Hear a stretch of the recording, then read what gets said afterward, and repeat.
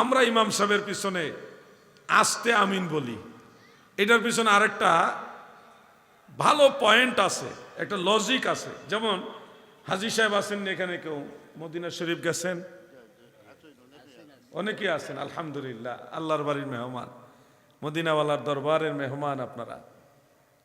রওজা মুবারকের সামনে উপরের দিকে একটা আয়াতে কারিমা লেখা আছে, রসুল করিম সাল্লাল্লাহু আলাইহি ওয়াসাল্লামের দরবারে রওজা মুবারকের সামনে উচ্চ স্বরে কথা বলা নিষেধ। লা তারফাউ আসওয়াতাকুম ফাওকা সাউতিন নবী, হে ঈমানদার বান্দা বান্দি সকল, আমার নবীজির কণ্ঠের চেয়ে তোমাদের কণ্ঠের আওয়াজ উঁচু করবে না। এটা কিন্তু কোরআনের আয়াত, সূরা হুজরাতের মধ্যে আছে। মদিনা শরীফের রওজা মুবারকের উপরে বড় অক্ষরে লেখা আছে এই আয়াত শরীফটা, যারা খেয়াল করছেন দেখছেন। সোনালী কালার, সবুজের মধ্যে সোনালী কালার, কত সুন্দর লাগে লেখাটা। একটা জিনিস খেয়াল করেন, দয়াল নবীজি ইমাম, সাহাবারা হলো মুক্তাদি। নবীজি ইমামতি করতেন, সাহাবারা মুসল্লি হয়ে নামাজ পড়তেন। এখন আল্লাহর বিধান কি? নবীজির কণ্ঠের চেয়ে তোমাদের কণ্ঠের আওয়াজ উঁচু করবে না। এখন নবীজি একজন, সাহাবারা হাজার হাজার।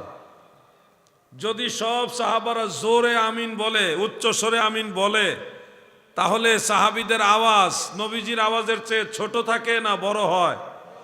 জোরে কথা বলেন, বড় হয় কিনা?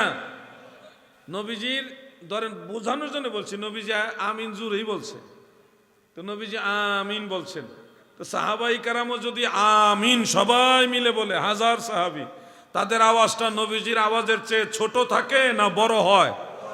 বড় হয়। কিন্তু আল্লাহর আদেশ কি?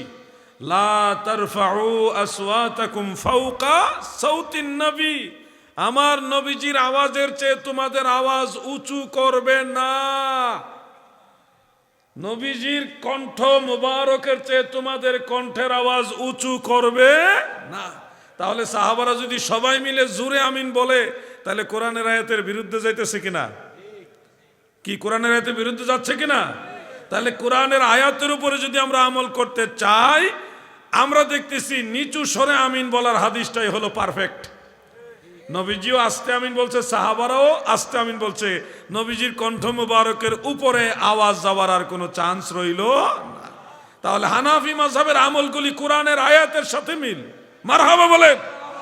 আল্লাহর কোরআনের আয়াতের সাথে হানাফি মাযহাবের প্রতিটি আমল মিল। আর সেখানে বলা হয় তোমাদের বাপ দাদা জাল হাদিসের উপর আমল করেছে, খবরদার বলে দিলাম, এই জমিন আল্লাহর ওলিদের জমিন, এই জমিন শাহজালাল ইয়ামানির জমিন, এই জমিনের মুসলমানেরা সঠিক ইসলামী ছিল। এই ইসলামকে যারা বোঝে না, তারাই ভুলের মধ্যে আছে। ঠিক কিনা বলেন?